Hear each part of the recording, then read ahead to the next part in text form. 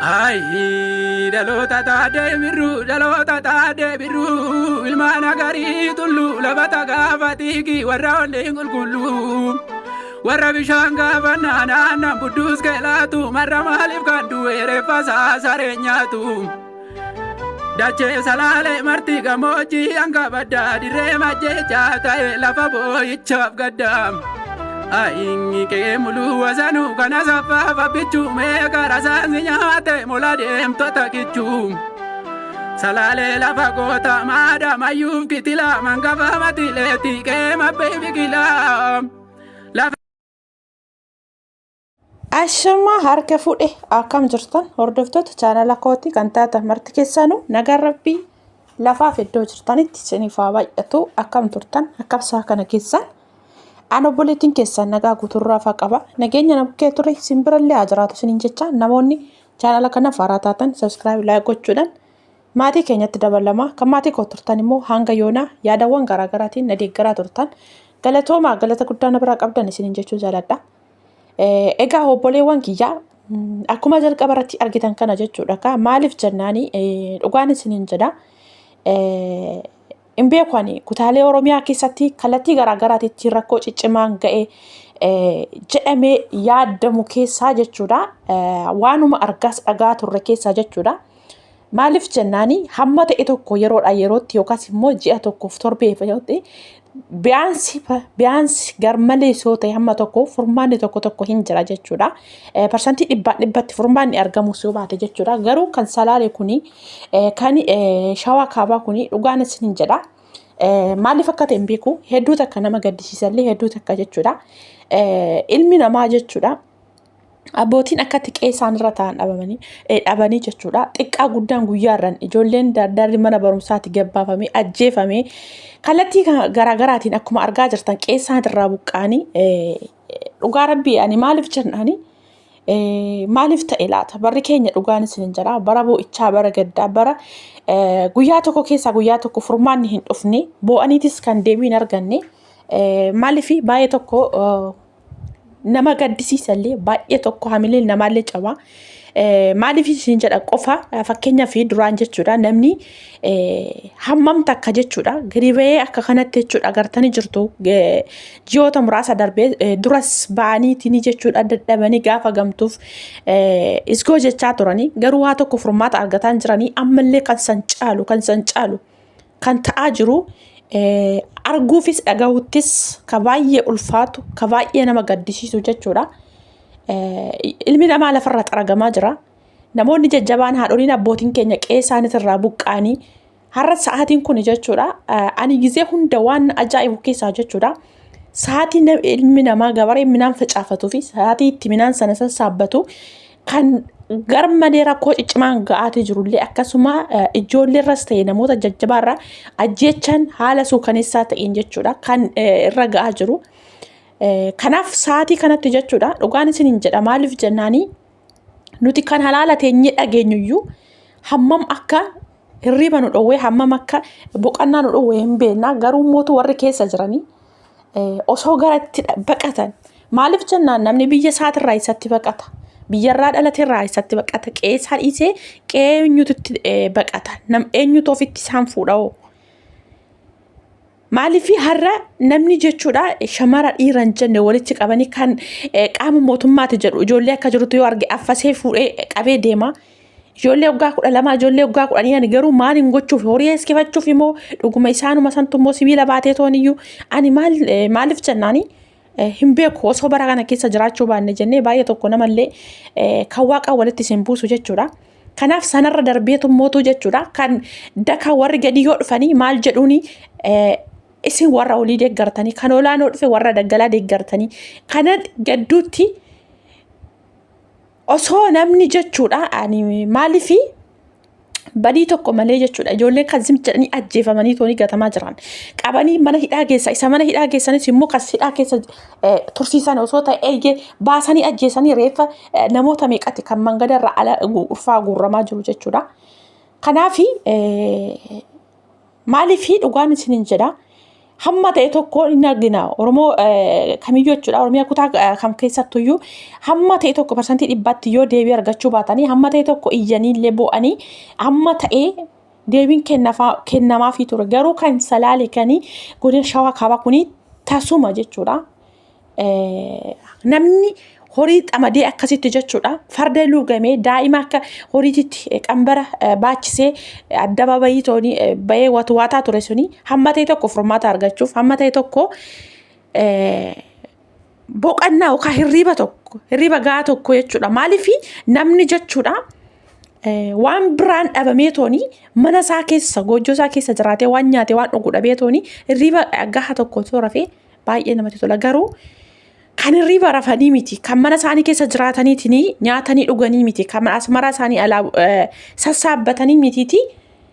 lubbuu isaanii iyyuu dhabaatidha kan jiran jechuudha namoonni gurguddaas ta'e ijoollee lafaa dhufaas ta'e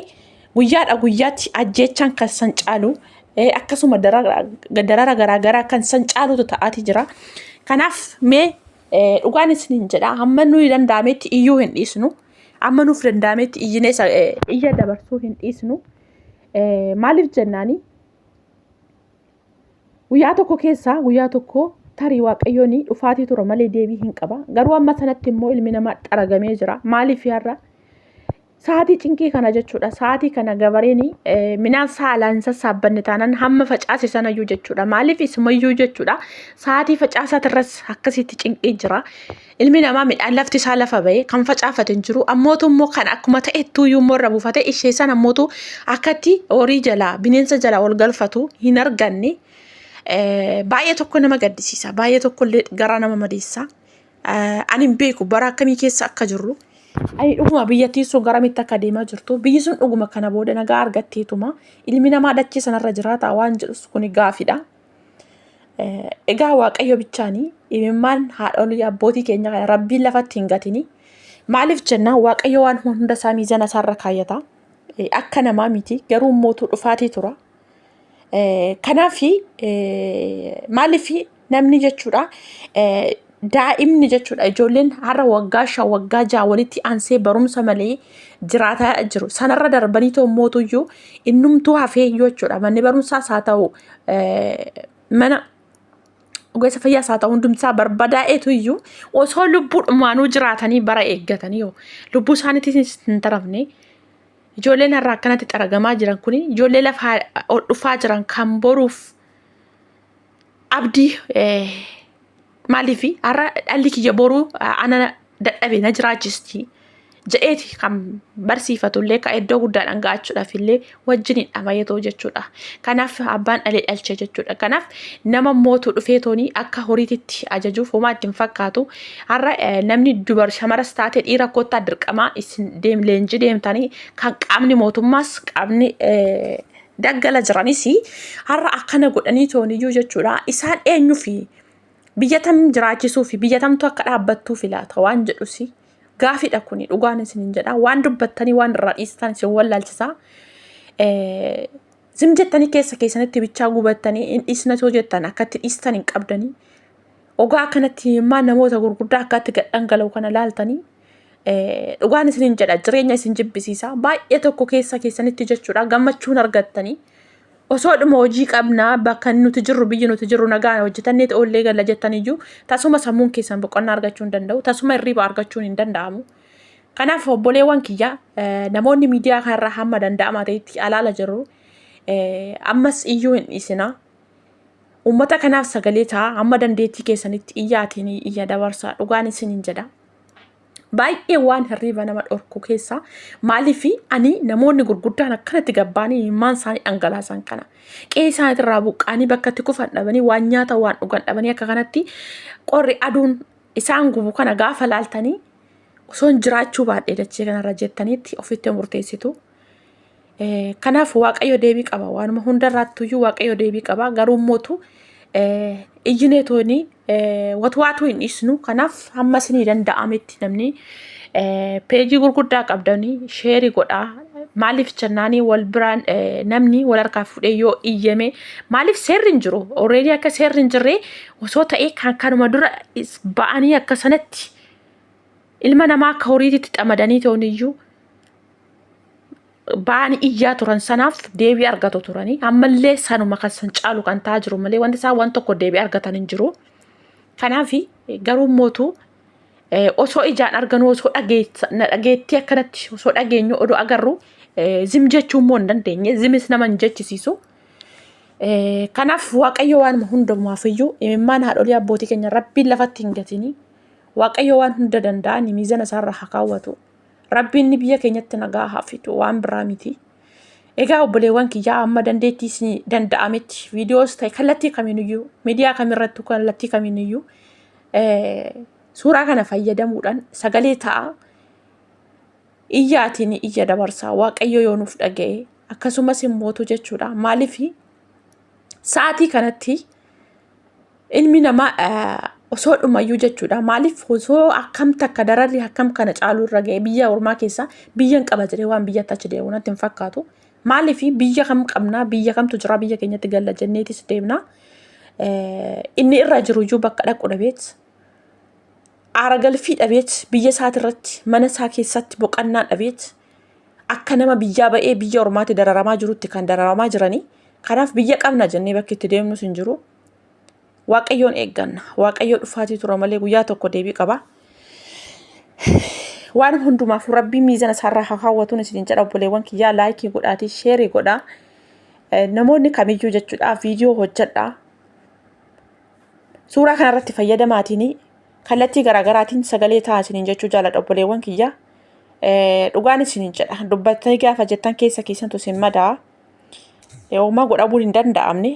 nagaan naaf turaan isiniin jedha. Hanga viidiyoo biraa walitti deebinutti waaqayyo nagaa nu haa fidu. Rabbi biyya keenyatti nagaa nu haa buusuun isiniin jedha.